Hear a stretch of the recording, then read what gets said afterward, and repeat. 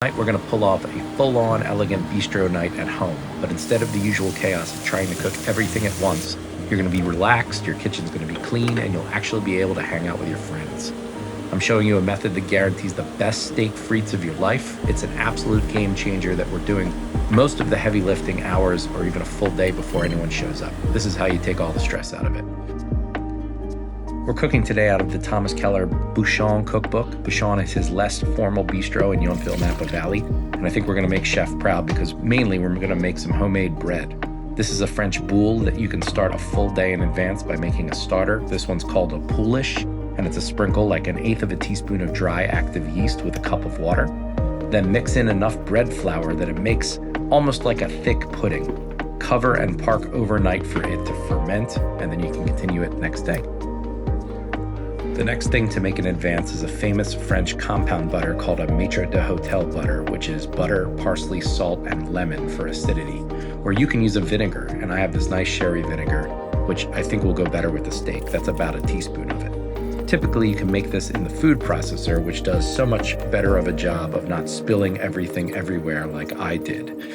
Compound butters are a great sauce for a steak, and you can use them all week, or you can save them in the fridge, roll it out on some plastic wrap, and then put it in your fridge for when you're ready.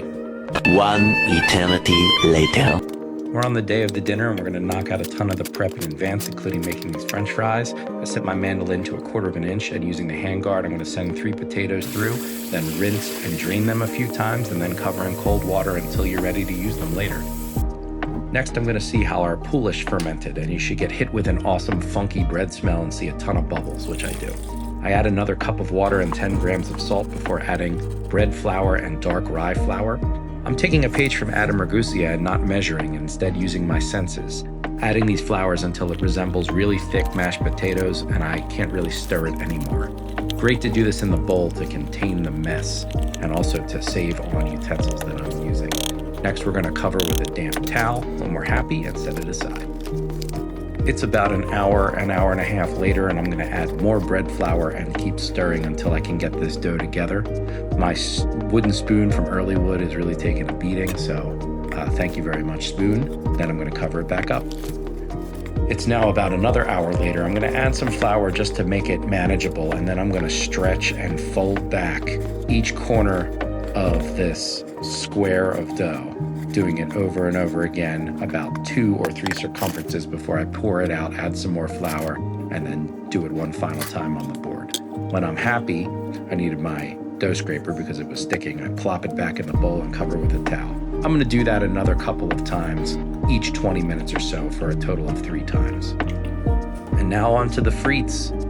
We could do this step and blanch them hours in advance. So I'm going to dry off my French fries, and then I'm going to heat my oil to 320 degrees before putting in the French fries. Be very careful putting anything into hot oil and do a little at a time so that you're not overcrowding and bubbling over your oil. These are going to fry for about 5 minutes before I pull them, and I used my pasta strainer inside my pot right now, which was a really big help in controlling the mess. Look how far the oil temperature drops when you add the potatoes in. So you really want to ride that thermometer until it gets back to 320. I'm going to shake and then dump on this sheet tray that has paper towels.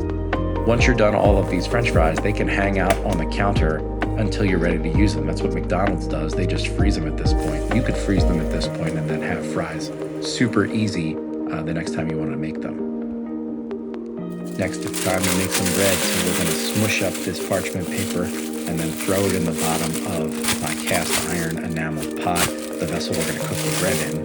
Smushing it up allows it to lie onto the very bottom of the pot, and then I can throw my pool on top. I'm going to cover with a moist towel and park until later. About an hour later, it's ready to bake. It's all poofy. I'm going to use a bread knife to score the top of it. You have to be really confident when you do this, or else it doesn't cut straight. I wasn't very confident, so oh well. I'm going to preheat my oven to 500 degrees, and then I'm going to throw the lid to my cast iron pot in there and let it preheat with the oven as it comes up to temperature. I plop it on top when it's ready, and I put the whole pot over a burner and warm the burner, and you'll see me checking out the sides of the cast iron vessel to make sure that it's getting nice and warm. This gives the bread a little bit of a head start so it can really steam in the oven. Inside the 500-degree oven, the bread goes. We'll park it in here, and it'll cook for approximately half an hour. Next, a vegetable side for our dinner. I found some broccoli rabe or rapini at the store. To prepare this, you're going to want to trim off the very bottom inch of the broccoli rabe and discard. And then you're going to cut right where the stalks turn into the leaves. Leave them whole and then trim the stalks every inch or so. And then throw in some water where they can soak until you're ready for them. So all of this prep is done well in advance of dinner, so it's just waiting on me cutting down the things I have to do when people are here. Speaking of prep, we're gonna mince these shallots. We need about 2 cups worth, which ended up being, I think, 4 shallots. I hit the 2 cups right on the money, so I was pretty proud of myself. Next, some garlic, which we're gonna mince for that broccoli rabe side dish. So get that all ready. And then finally, we'll pick some thyme from the garden, pick it off the stalk by pulling against the stem, and then mince that up. Our bread's ready to come out.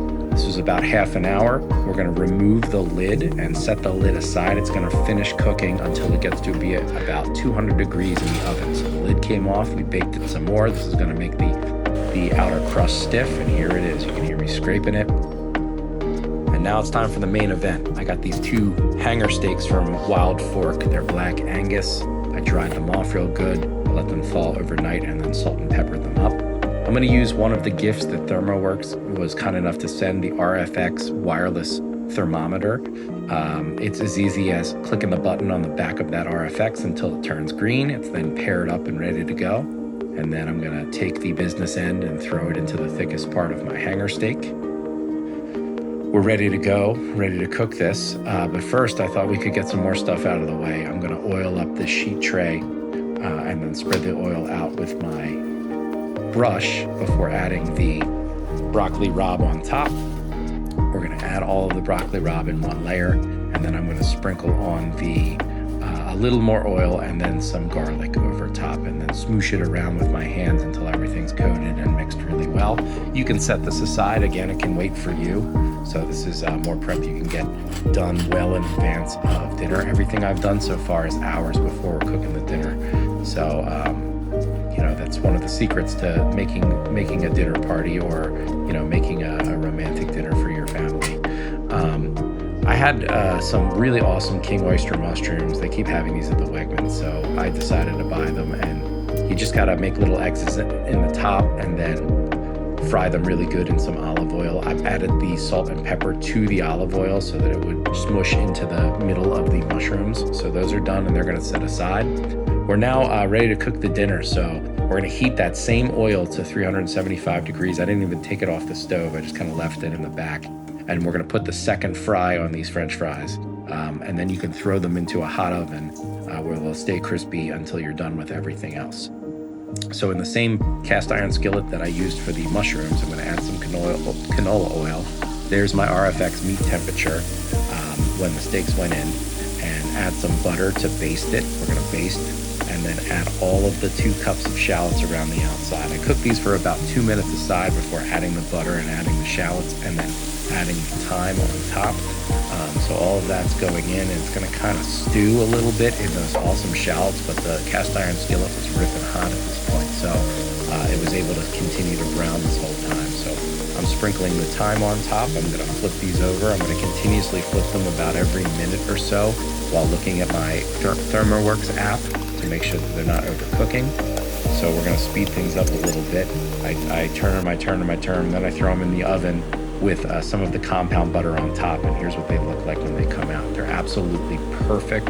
I pulled them at 117 and they coasted up to 130. I'm gonna slice them against the grain because in hanger steak, just like flank steak, there's a pretty pronounced grain, and as you can see, thanks to my ThermoWorks thermometer, they came out absolutely perfect. This dinner is great for a romantic night or a family party with your friends because you can do so much of it ahead of time. So let's plate it up. First the broccoli rabe, and then we're gonna add some of that meat on top. The compound butter acts as our sauce in this recipe, and then some of those caramelized shallots are going to go on top. Steak and shallots is just an awesome combo before those fries land. And then a couple of those king oyster mushrooms to round out the plate, and then slice some of that homemade bread that you made that's still warm, even though it came out of the oven an hour ago. There's the dish. It's Paris. It's our 50th video on Chris Cooks. It's bistro night. It's an awesome dinner party. I hope you really enjoy it. I enjoyed making it. Thank you so much for everybody who has been watching the videos and supporting the channel. I'm going to steal a French fry real quick. Make it for your significant other. It was Coronation Ball this weekend here at our high school, and who knows, maybe love was in the air. You can make this for your boo at home. So enjoy it, and we'll see you next time.